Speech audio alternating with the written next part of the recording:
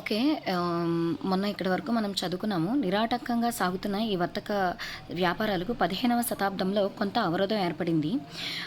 అంటే వీళ్ళు మన కంట్రీకి వచ్చిన తర్వాత మన యూరప్ నుంచి కాన్స్టాంటినోపుల్ అండ్ మధ్య ఆసియా మీదుగా మన ఇండియాకి వచ్చిన తర్వాత వీళ్ళకి 15th సెంచరీలో ఒక చిన్న డిస్టర్బెన్స్ జరగడం అనేది జరిగింది. ఎవరికి? యూరోపియన్ వాసులకి.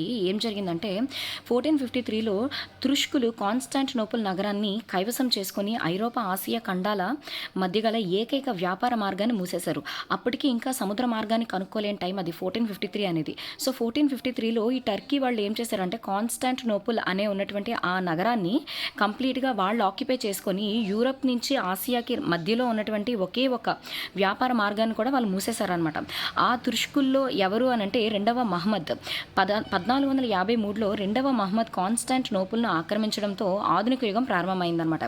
అంటే ఇక్కడ మనం చెప్పుకున్నాం కదా, కాన్స్టాంటినోపుల్ని ఆక్యుపై చేశారు అని తురుష్కులు. ఎవరు ఆ తురుష్కుల్లో అంటే రెండవ మహమ్మద్. ఈ రెండవ మహమ్మద్ అనే వ్యక్తి ఏం చేస్తాడంటే కాన్స్టాంటినోపుల్ని అనే నగరాన్ని ఆక్యుపై చేసుకొని ఆ యూరప్ నుంచి ఆసియాకి వచ్చే ఏకైక భూమార్గాన్ని వాళ్ళు క్లోజ్ చేసేస్తారనమాట వ్యాపారానికి. యూరప్కి ఇండియాకి రావాలి అంటే మధ్యలో ఉన్నటువంటి ఆ సిటీ ఏంటంటే కాన్స్టాంటినోపుల్. అది 1453లో టర్కీ రాజు అయినటువంటి రెండవ మహమ్మద్ దాన్ని క్లోజ్ చేసేస్తాడు. అది క్లోజ్ చేయడంతోనే మనకి ఆధునిక యుగం అనేది ప్రారంభమైందంట.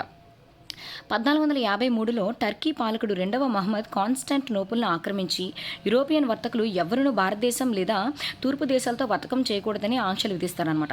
ఈ టర్కీ పాలకుడైనటువంటి రెండవ మహమ్మద్ 1453లో కాన్స్టాంటినోపుల్ని ఆక్యుపై చేసేసి ఏం చెప్తాడంటే యూరోపియన్ వాళ్ళు ఎవ్వరూ కూడా ఇండియాతో కానీ లేదంటే ఈస్ట్ సైడ్ ఉన్నటువంటి ఏ కంట్రీతో కూడా వీళ్ళు ట్రేడింగ్ అనేది జరపకూడదు అని ఆంక్షలు విధించడం అనేది జరుగుతుంది. ఎవరు? టర్కీ పాలకుడైనటువంటి రెండవ మహమ్మద్. ఏ సంవత్సరంలో అంటే 1453లో. ఏ ప్లేస్ని ఆక్యుపై చేశారంటే కాన్స్టాంటినోపుల్ని. ఎవరిని ఆజ్ఞాపించారంటే యూరోపియన్ వర్తకులను ఆజ్ఞాపించారు. ఎవరితో వ్యాపారం చేయకూడదు అని ఆజ్ఞాపించారంటే భారతీయులతో మరియు ఏ ఇతర తూర్పు దేశాలతో కూడా వ్యాపార వర్తకాలు చేయకూడదని ఆంక్షలు విధించారనమాట. దీంతో యూరోపియన్లు భారతదేశంతో నేరుగా సముద్ర మార్గాన్ని కనుగొనటకు నిర్ణయించారు. అంటే భూమార్గం క్లోజ్ అయిపోయింది. ఇప్పుడు 1453లో టర్కీ పాలకుడైనటువంటి రెండవ మహమ్మద్ కాన్స్టాంటినోపుల్ని క్లోజ్ చేయడం వలన, ఆక్యుపై చేసుకొని ఆ వేని క్లోజ్ చేసేయడం వలన భూమార్గంగా అంటే యూరోప్ నుంచి ఆసియాకి వచ్చే ఆ భూమార్గం అనేది క్లోజ్ అయిపోవడంతో వీళ్ళకి ఇంకా వేరే ఆప్షన్ లేక వీళ్ళు సముద్ర మార్గాన్ని కనుగొనటికి నిర్ణయించుకున్నారనమాట. పోర్చుగీస్ వారు వాస్కోడి గామా భారతదేశంకు సముద్ర మార్గం కనుగొనటకే పోర్చుగల్ రాజధాని లిస్బన్ నుండి బయలుదేరి కేప్ ఆఫ్ గుడ్ హోప్ని చేరుకొని అబ్దుల్ మజీద్ లేదా నజీబ్ సహాయంతో 1498 మే 17న కాలికట్ చేరుకున్నాడు అనమాట. కాలికట్నే కోజికోడ్ అని కూడా అంటారు.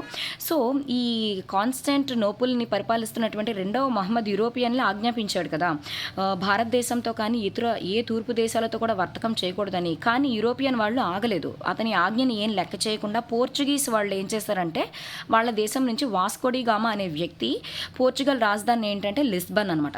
ఆ ప్లేస్ నుంచి బయలుదేరి కేప్ ఆఫ్ గుడ్ హోప్ని చేరుకున్నాడు. కేప్ ఆఫ్ గుడ్ హోప్ ఎక్కడుంది? ఆఫ్రికా ఎండింగ్లో ఉంటుందన్నమాట. తెలుసు కదా మనకి కేప్ ఆఫ్ గుడ్ హోప్. మనం ఆల్రెడీ ఇండియన్ హిస్టరీలో చదువుకున్నాము. So cape of good hope దగ్గరికి చేరుకొని అక్కడ అబ్దుల్ నజీద్ లేదా మజీద్ అనే వ్యక్తి యొక్క సహాయంతో 1498 మే 17న కాలికట్ చేరుకున్నాడు అనమాట. మన ఇండియాలో ఉన్నటువంటి కాలికట్ అనే ప్రాంతాన్ని 1498 మే 17వ తారీఖున చేరుకోవడం జరిగింది. ఆ కాలికట్ అనే ప్రాంతాన్ని కోజికోడ్ అని కూడా అంటారు. సో ఈ పేజ్ అంతటిని ఒకసారి రివిజన్ చేద్దాము. ఏం జరుగుతుందంటే ఫస్ట్ యూరోపియన్స్ మన కంట్రీతో వ్యాపారం చేద్దామని వస్తారు. ఆ తర్వాత మెల్లిగా ఇక్కడ ఉన్నటువంటి దాన్ని ఏమంటారు రాజకీయ పరిస్థితులకి తెలుసుకొని పూర్తిగా అవగాహన తెచ్చుకొని మన ఇండియాలోని కొన్ని చేంజెస్ అనేవి తీసుకొచ్చారనమాట. అయితే ఫస్ట్ వీళ్ళు యూరప్ నుంచి మన ఇండియాకి రావడానికి ఏ ప్లేస్ని సెలెక్ట్ చేసుకున్నారు, ఏ మార్గాన్ని సెలెక్ట్ చేసుకున్నారంటే యూరప్ నుంచి కాన్స్టాంటినోపుల్ మధ్యగా ఆసియా మీదుగా రావడం అనేది జరిగింది. మధ్య ఆసియా మీదుగా రావడం జరిగింది. కాన్స్టాంటినోపుల్ ప్రెజెంట్ టర్కీలోని ఇస్తాంబుల్ అనమాట.